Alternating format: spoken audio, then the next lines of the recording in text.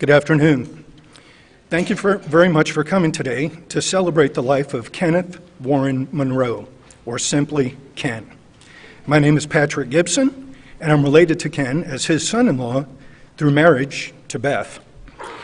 And Ann, Steve, Susan, Mark, Beth, thank you for allowing me the privilege to do this tribute. At 92 years old, Ken's was a long life well lived. Got a story for you, Ags. Ken was born in Omaha, Nebraska at August 6, 1931, as the only child of Paul and Frances Monroe of Czechoslovakian heritage. Following a job opportunity, the young family moved to a farm property in an area north of Houston in 1940. That property is now covered under covered by what is Houston Intercontinental Airport. Ken told colorful stories of working with his father at the paint business, in addition to hunting and helping on the farmland in Houston.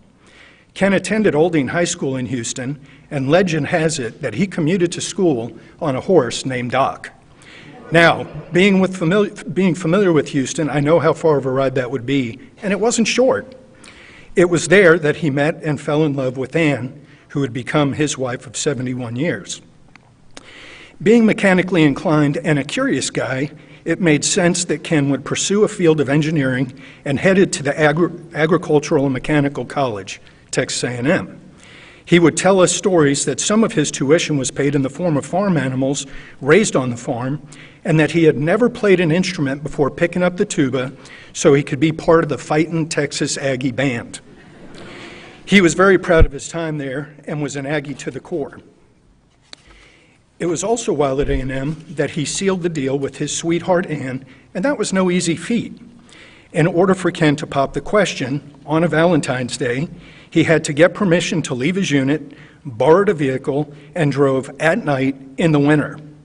Now, cars in the 1950s weren't equipped with all the modern conveniences we have today, so just to keep the windshield from fogging up, Ken had to burn a candle on the dashboard to defrost and be able to see.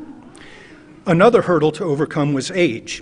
Back in those days, you couldn't get a marriage license until you were 21 without parental consent.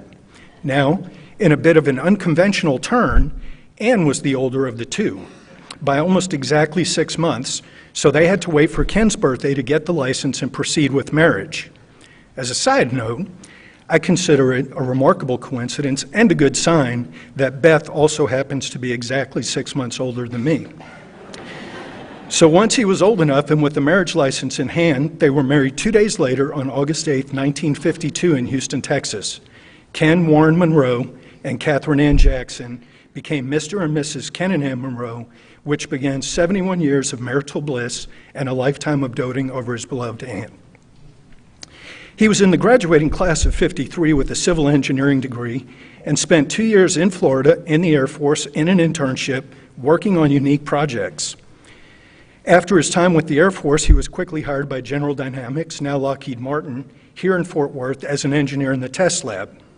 Now that job description, in my mind, doesn't do justice to what could be described as one of the coolest jobs ever.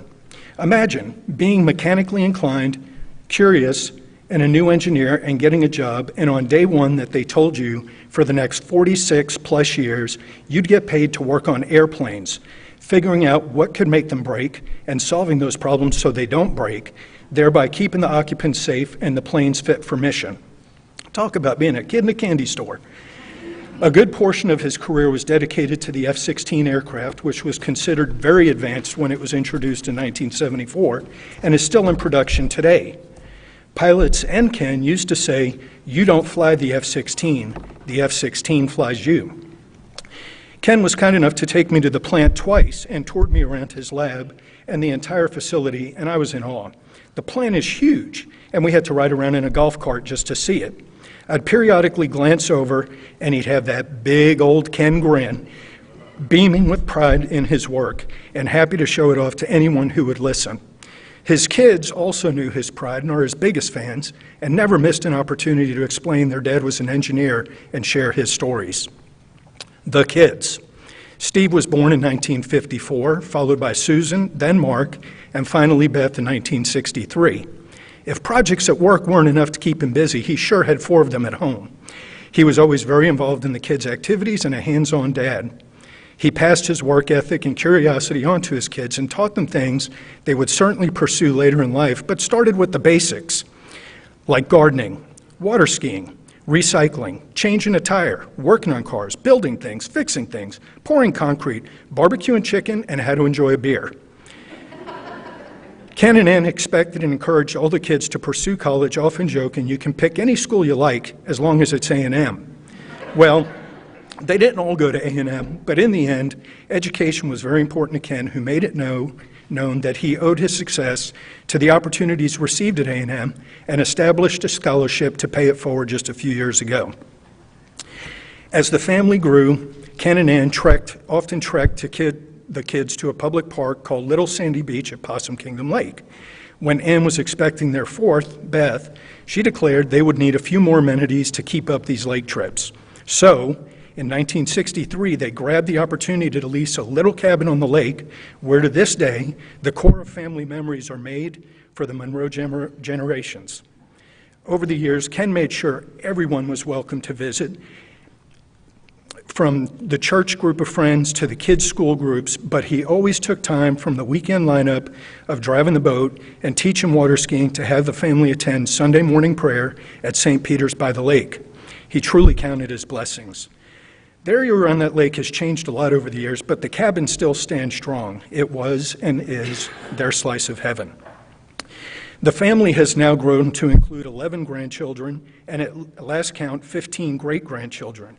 And just like his own kids, he fostered the love of the simple things in life, like gardens, water skiing, and barbecue, to his grand and great-grandchildren.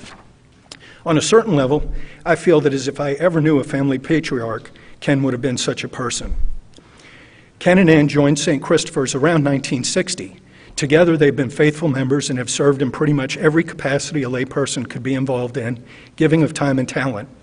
I remember many times coming to Fort Worth to visit, and Ken would clip a giant key ring to his belt loop and say things like, let's go to the church, I got to turn on the heat. Or, we need to set up chairs in the parish hall. No task was too big or too small, and he was more than happy giving of his time to make sure the church operation was seamless. Steve, Susan, and Beth were all married at St. Christopher's and had rehearsal dinners and or receptions in the parish hall, and there's a lot of good memories there.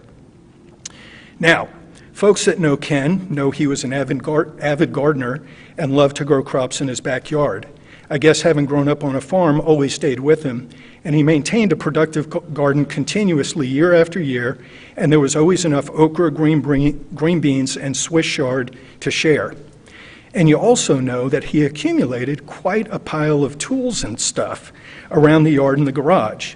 In fact, at one point he concluded that he needed a second garage to hold the growing collection of cars and tools and stuff. Well, after a very long time thinking about what kind of structure to go with and who he could have build it, I tossed out the idea, we can build it.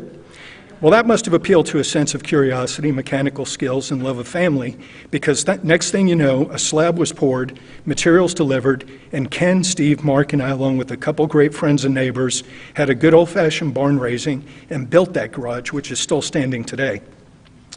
Upon Ken's retirement, Ann wanted to travel, and they became avid travelers and never shied away from an adventure.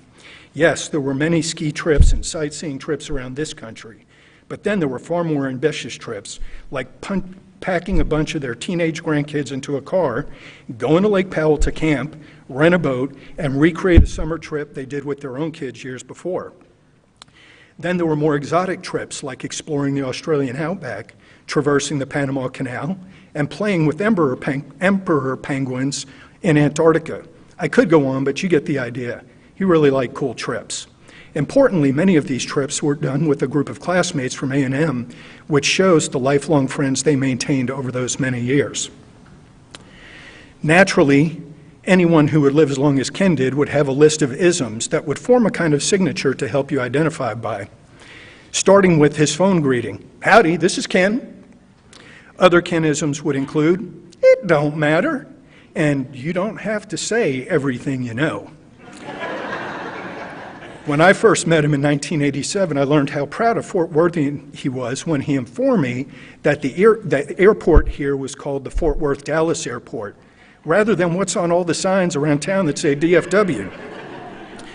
When company was over for dinner, he would say, "Family, hold back," to be sure everyone got fed. In fact, I'll always recall that he would never, ever make a plate in the buffet line until everyone else had gone through. And it didn't matter whose house we were in, he would always go last. I tried to compete for that spot a few times, but he just wasn't having it. Grace was said at every dinner, and along with the concern of the day or what he wanted to be thankful for, he would always finish with, "Bless this food to the use and nourishment of our bodies, and let us always be mindful of the needs of others." Looking back, those were more than just words. That's how he lived his life.